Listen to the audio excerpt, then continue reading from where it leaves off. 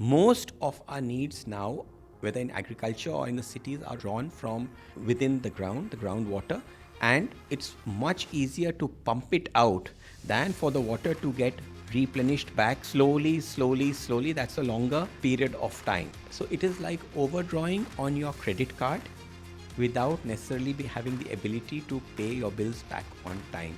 Punjab can be deceptive with respect to water, because what you see on the surface typically is lush greenery through most parts of the year. Yes.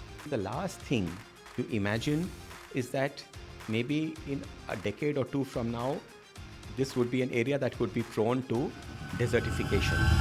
I don't want to wake up one day thinking I'm in the Tehran of today.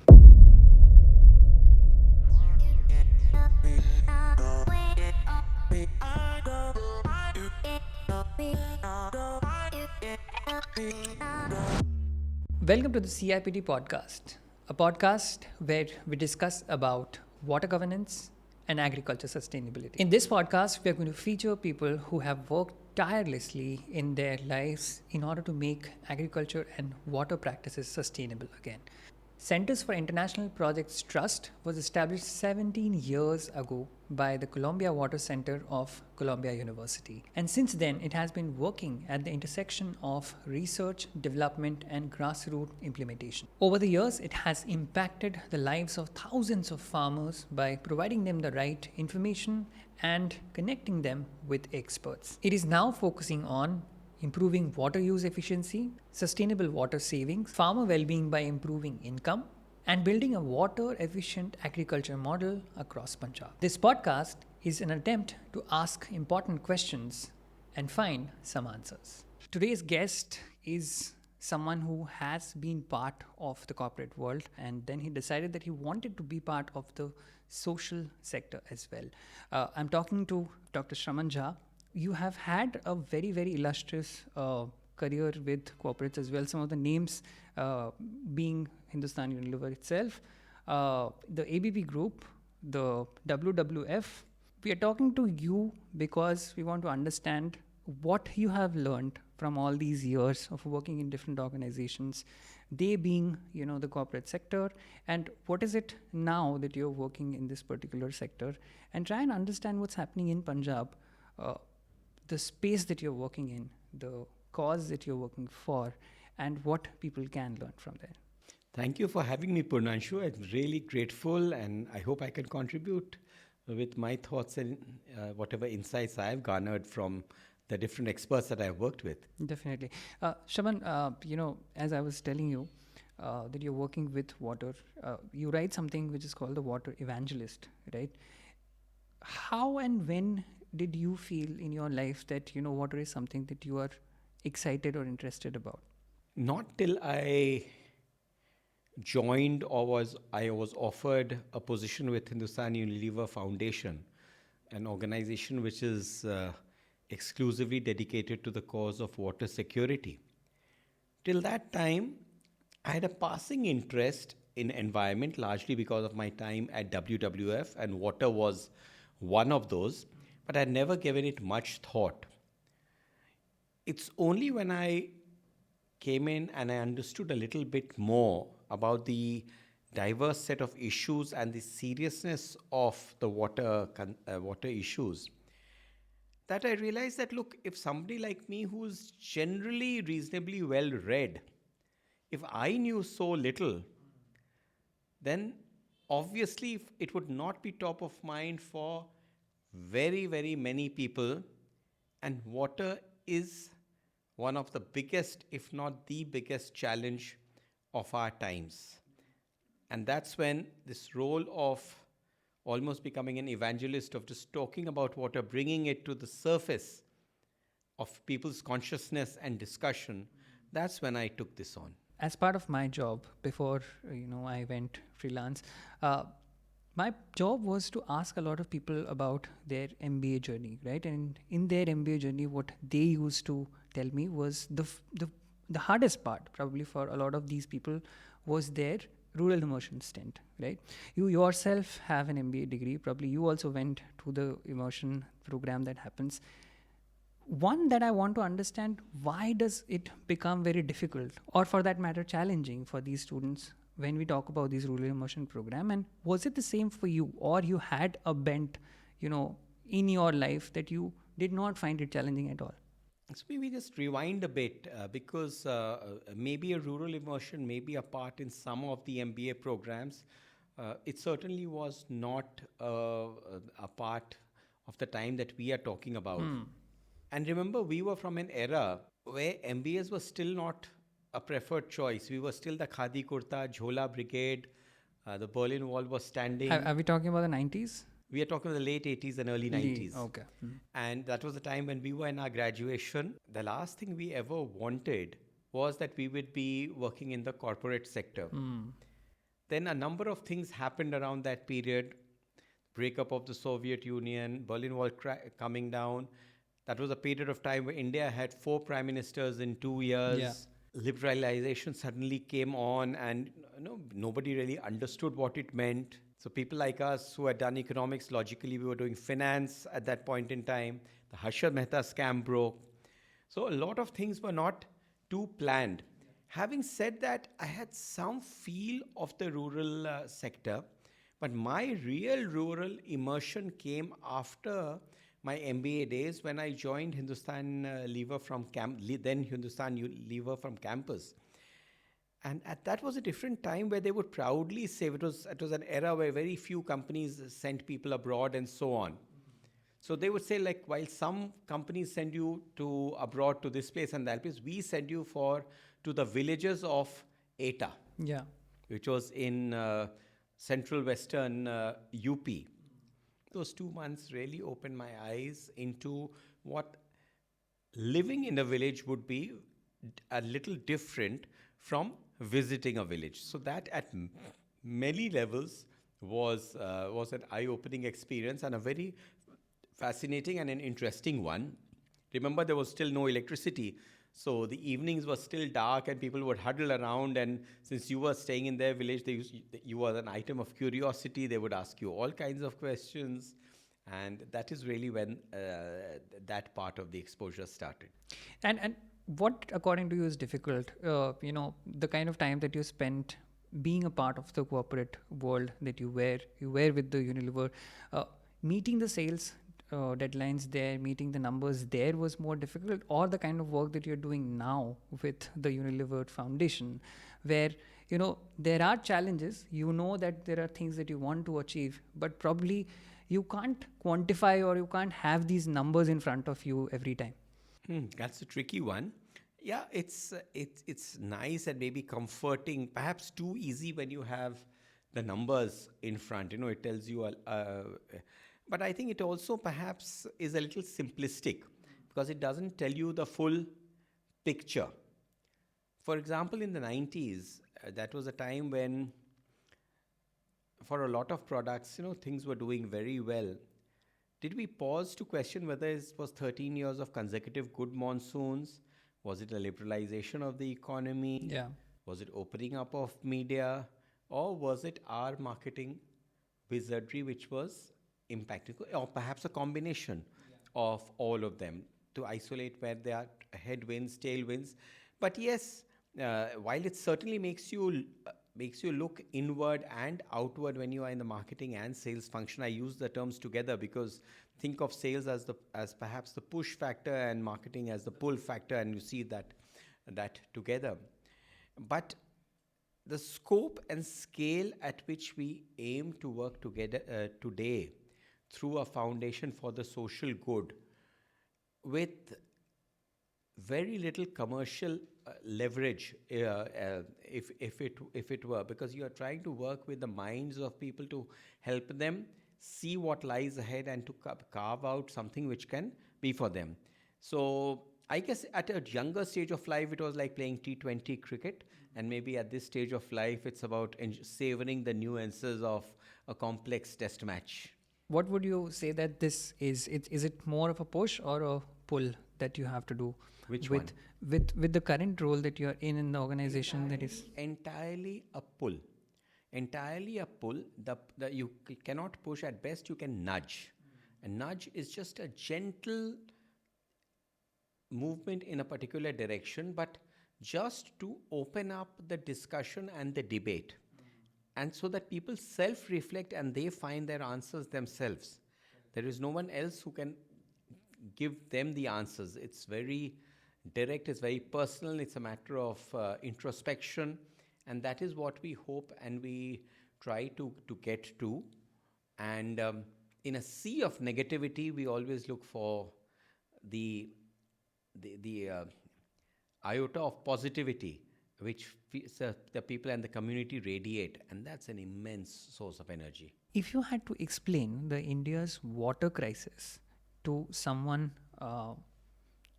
who doesn't understand the jargons, how would you do that?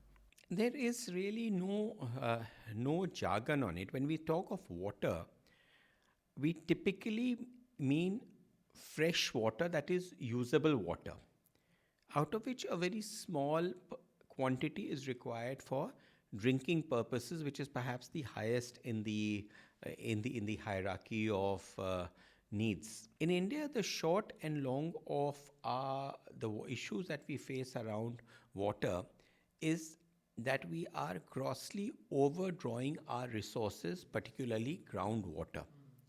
Most of our needs now, whether in agriculture or in the cities, are drawn from within the groundwater, and it's much easier to pump it out than for the water to get replenished back slowly. That's a longer period of time. So it is like overdrawing on your credit card without necessarily having the ability to pay your bills back on time.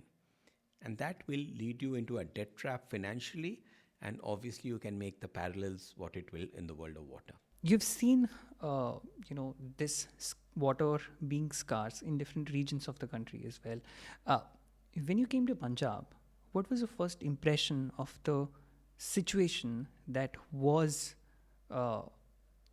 there in this particular state, and how would you compare this to other states where you have been and you have seen the water problem to be? Compared to other parts of the country that I have visited, Punjab can be deceptive with respect to water, because what you see on the surface typically is lush greenery through most parts of the year. Yes. And when you see the lush greenery, the last thing you imagine is that maybe in a decade or two from now, this would be an area that could be prone to desertification.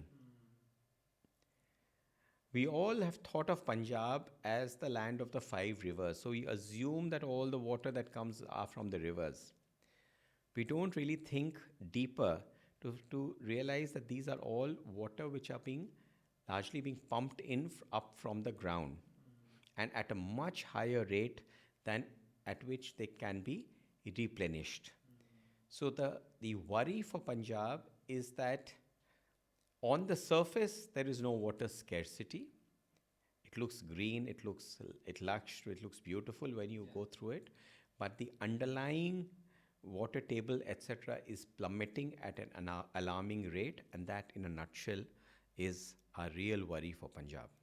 We were talking about India, we were talking about Punjab, and I want to talk about Tehran for a moment as well.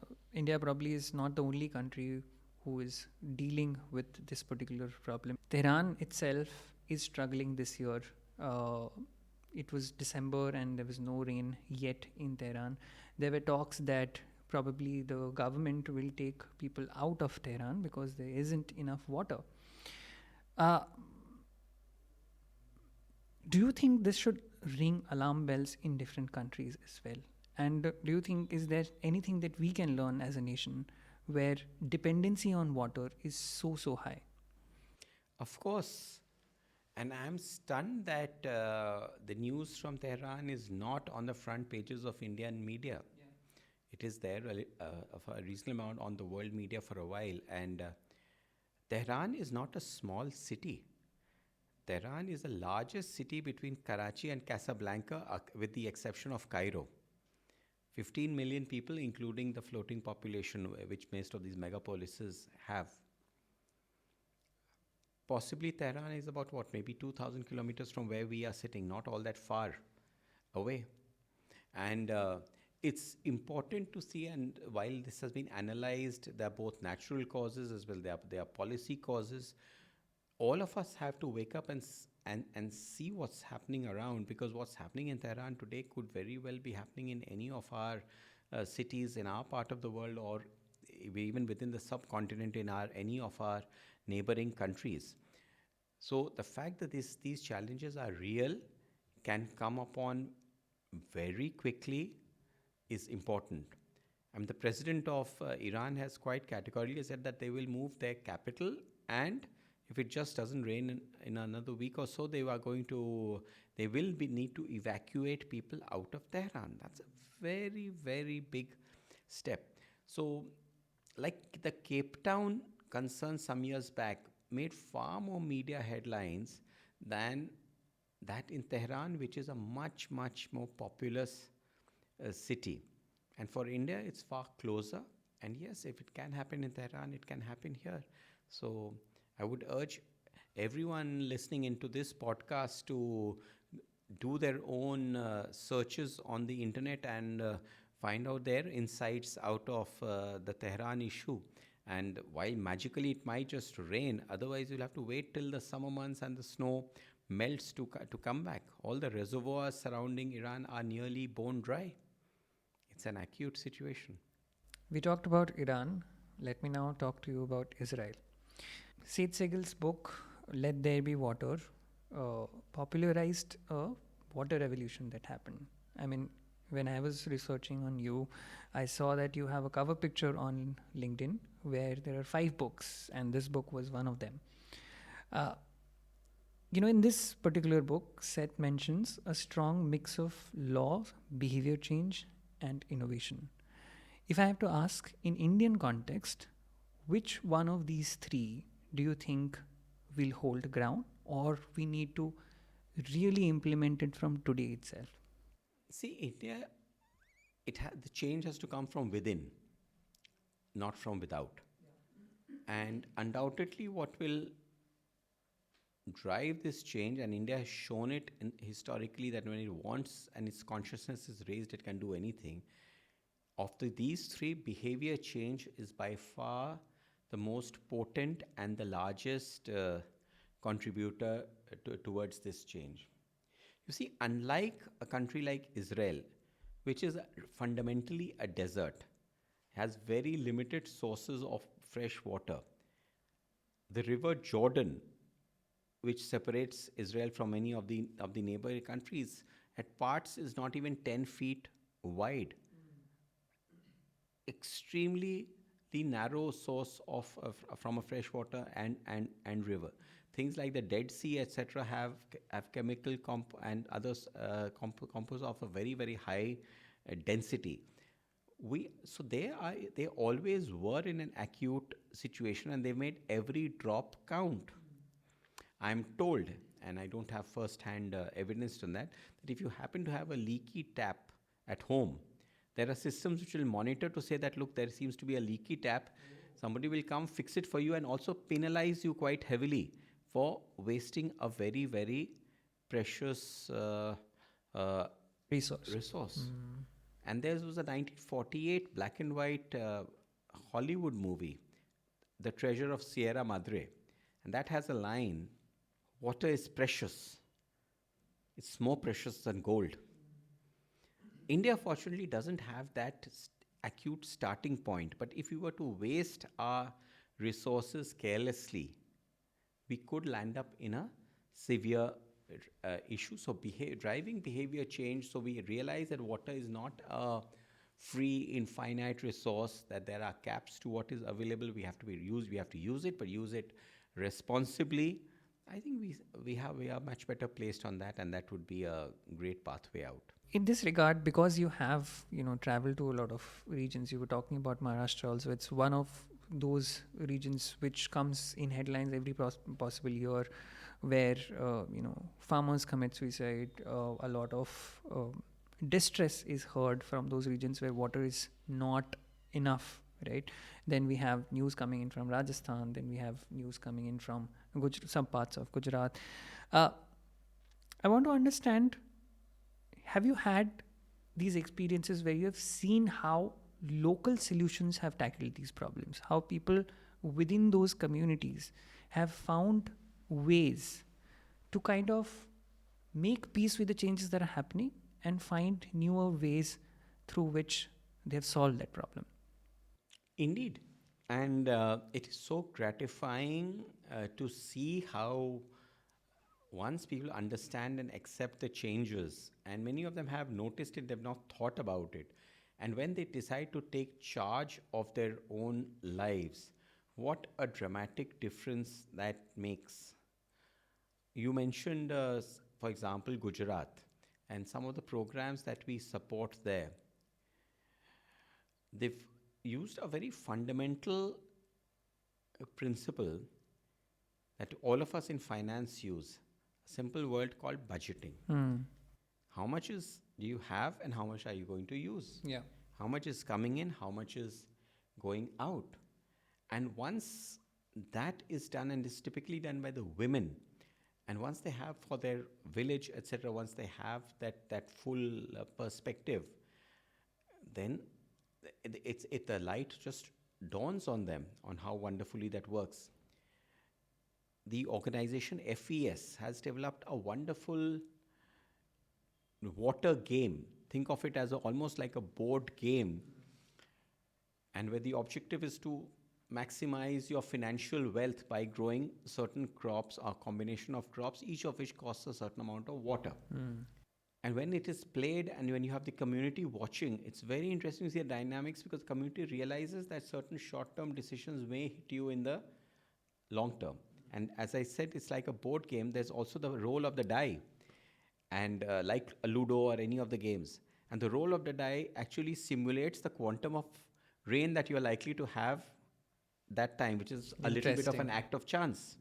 So if you were to get a 6, it will mean I'm getting a very good monsoon. If I get a 4, 3, 2, and that becomes an input into your water resources. So all of these, once they heighten the thing, then all the other chain of actions starts immediately.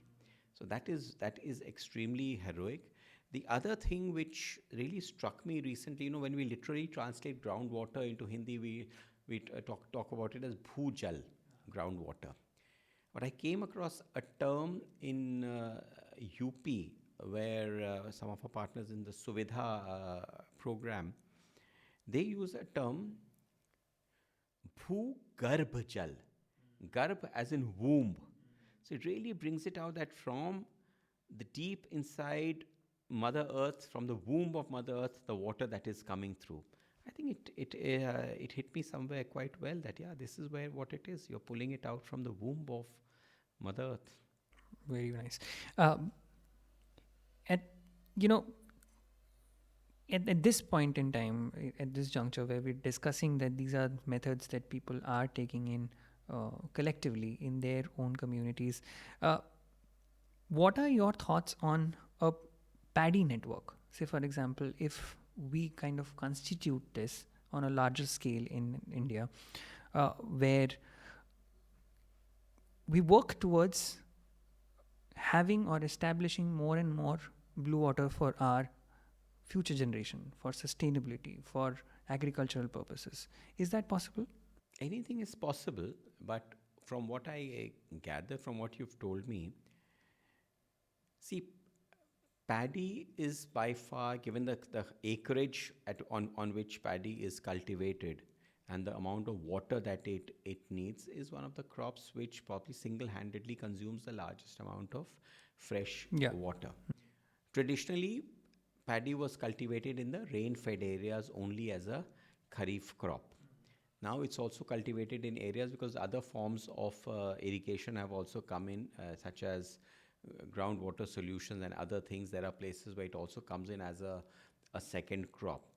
So the questions are that, first, how much of paddy should we be growing? Are we growing the right quantity and of the right quality and in the right places? Now, that only somebody who's an agricultural economist may have a good view on and judgment on that offhand. I do not have. But from your paddy network, if it means an exchange of good practices and best practices across different regions, would wholeheartedly welcome it.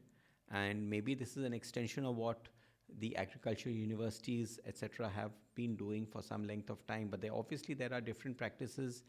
There are certain things which theoretically seem to work well, but don't always seem to work well. So, for us to, for example, dry seeding of rice. So, to understand what are the pros, what are the cons, what are the conditions under which it will work, what are the conditions and circumstances in which it will not work, there is clearly no one right answer. Or we talked of AWD, alternate wetting and drying. So, if these were universally perfect solutions, they would all have been very quickly adopted. But very often the obvious solution may not work just as well. So we need to kind of to understand that and granulate this. So as long as a paddy network is a deep extension of ideas, best practices, yes, it would certainly be very welcome. You mentioned blue water. So the whole principle of blue water goes to blue water vis-a-vis green water. Goes to Professor Falkenmark, who sadly just passed away about a year ago, the Swedish hydrologist. And she's the one who spelt it out that, the blue water is the water that we see around, traditionally believed to be water, as distinct from the very large water reserves which are part of the soil moisture, or part of plants, part of leaves, and the rest of it. So it's not just a matter of increasing the supply of water, but also making sure that we have a very judicious way in which we use the water resources optimally and keep the two in balance. That is usable fresh water in balance. You work as a CEO of a foundation that works with a lot of regional players, right? CIPT being one of them, where we are sitting in right now in Ludhiana. There are other bodies that you work with. At a regional level, when you're working with these bodies, why does it become very important for an organization to have, your hands and legs at such core regional levels for you to have an impact? It goes back to our earlier discussion that it's not that one India has multiple kinds of water challenges. Circumstances are different, and the joy of working with multiple organizations is not everyone thinks just one way. There's not just one right answer. It allows us the space to support their experimentation, to be able to learn from them, and wherever there are good practices, to help cross pollinate them. So, one of our biggest jobs as a foundation which supports programs nationwide is to facilitate the cross pollination. So many brilliant ideas come from one place to the other. So when we are visiting, say, a particular place, and we might be in, for all you know, we might be in Gujarat, and we say, look, but this is something that the folks in UP have done, and they've done this very well. And then we arrange for a learning visit between the partners, and they understand each other. The learning transmission, etc., is far quicker, and that's almost that little bit of a nodal role that we play, and we think it's a very useful service we are bringing to the civil society and the NGO community working in these areas. And since CIPT is working, on the crop diversification and water savings practices, have you had this opportunity to take some of this learning and share it, as you mentioned? Indeed. See, something which is relatively unique to the environment in which the CIPT works with their current program is through the leverage of the cooperatives. Farmer cooperatives, which is fairly distinctive. It's not really prevalent in an established part in many other parts. But a lot of their other practices, such as their work with lead farmers and so on, are things that we have taken across. We've talked a lot about the work they did with the IoT soil sensors, soil moisture sensors, how they did. So There are many good practices which we take across, we talk, and then wherever it is relevant, it gets picked up. Shraman, a lot of times people think that conservation, water conservation means that building check dams or certain things that are easy to do, right? Where uh, you're not thinking about what is happening in the water that's below the surface, and you're only thinking about the water that is visible to our naked eyes. Uh, what are your thoughts in the conservation space that we are in? And nothing is too easy and nothing is too difficult. It's a matter of what needs to be done, what's the energy and effort which is put behind that, and whether what form of conservation works in that particular setting. Remember, conservation works mainly on the supply side of water, that you keep it available, keep the water supply available. It always has to be seen in conjunction with the demand side of water. What are you going to be using the water for and how much? So, by itself, certain things are good or not so good, but depending, is it suitable for that particular situation? Since you mentioned check dams have a role to play in terrain which is undulating, sloping, etc., where it can hold the water, it can help the percolation, whether there is certain ways of doing it. Does it have other drawbacks? Yes, like everything else, it also has some drawbacks, including some which are ecological in nature and so on. So the answer is always to be taken in net balance.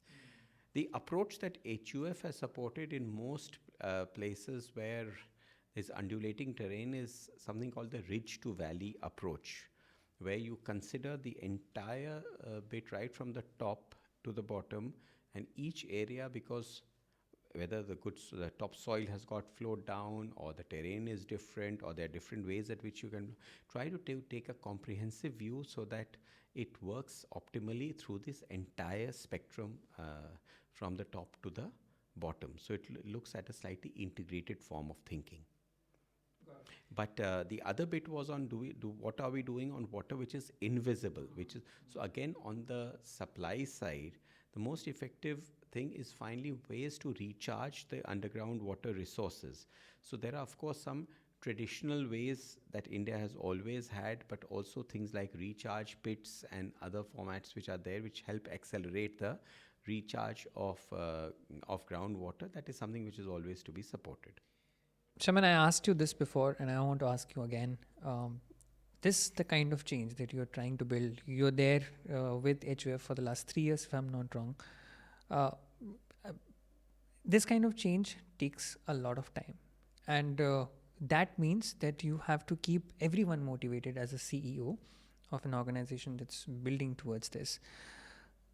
How do you then, make this understanding within yourself that this is something that I'm working for day in and day out, and probably in my lifetime this problem will not get solved, and this idea would get passed on to others in the future who will then probably take it on. How do you make sense of this? I don't want to wake up one day thinking I'm in the Tehran of today. So, yes, no problem gets sorted one time. These are ways of life, ways of living that we have to change, alter as we go along. And of course, the baton will be passed on along with it. This, as an institution, HUF is too small by itself to kind of dramatically change everything across India, but we will do our bit. Our intent is to bring forth the successes of the community in their efforts with the help of the civil society in conquering some of the issues around them and make it available in the public domain. That looked in these circumstances, this kind of method worked. Would you like to do it? So there are so many other agencies, organizations which can just pick on it and move. So it's a game that we all have to participate in together towards the greater cause of a water secure India. It's not something that one player does or one person does, or we do it for 1 year and then we stop doing it. It's going to be in continuum. And that can only continue when it's in the hands of communities and cooperatives, in my opinion. And when we look about cooperatives, a successful example that comes to our mind is Amul. Yeah. And there are a lot of other cooperatives that have come in after that as well. Do you think this model can be replicated in a level that Amul did? Since you come from a corporate world, I'm giving you an example of an entity uh, which is in the corporate domain. Is that possible to do that in a social sector setup that you're working in? Yes and no. You see, the magic of Amul has never got replicated at that same degree of success in other geographies. So it's not exactly a copy paste. Are there inspirations that we can draw from various bits? One very important stakeholder that you missed out about while you mentioned community and cooperatives are different levels of government, right? From local government to state governments so the government is a very important stakeholder, along with public representatives and so on. So everyone has to be in it together, and we have to first accept that we are heading towards a challenge, a severe challenge, and we can't wish it away. So there has to be certain ways in which we have to fundamentally change, and that is where the facilitation will come in. Yeah, and but do you feel internally that communities are the answer, or cooperatives are the answer, or do you think that in tandem only the solution can be found in these? My view is that everyone has to pull together in the same direction. So communities by themselves, they will be able to manage certain very local related issues, but there are certain broader issues which is not within their realms, which are more macro in nature. So ideally, yes, if a whole vast range of stakeholders were to kind of pull together, it would have a more lasting and a concrete solution, both at the micro and the macro levels. One last question, Shraman. After all these years in markets and villages that you have been part of, in your work that you have been doing, what gives you hope about India? Very specifically, in most parts, it's the women of India. The way they've responded, particularly to the challenges of water security, because really I feel that the pressure of water is most borne by the women. They've been extremely perceptive, participative, forthcoming in there, and they are looking at life beyond for their children and for future generations. I'm stunned at how not only middle-aged women but also the younger women, how acutely interested and driven they are. So that gives me a huge amount of optimism that they will exert the necessary energy to push everyone else in that direction, that we are able to secure to have a water secure India by the time we meet our 2047 Viksit Bharat goal. And with that, thank you very much, Shraman, for being part of this conversation. I have personally learned a lot of things from you. You have a vast experience in the world of, as you say, pull and push. And I think today there was a lot of pull. The pull was of knowledge and information. And I'm sure people who have listened to this conversation would have also found that. So thank you very much for giving us time and doing this for us. Allow me to add two words to pull and push: persistence and patience. Just be at it over as long as it takes, and we'll get there. Thank you so much for having me on this podcast today. If you like this conversation, do tell us in the comments below what you liked most.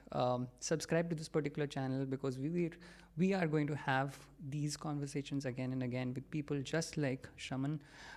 Do tell us in the comments if you feel there is a solution for the water problem that we are facing right now. And do tell us as well as to who you want to watch in this seat and learn from as well. For now, thank you very much, and keep following the CIPT podcast. Thank you.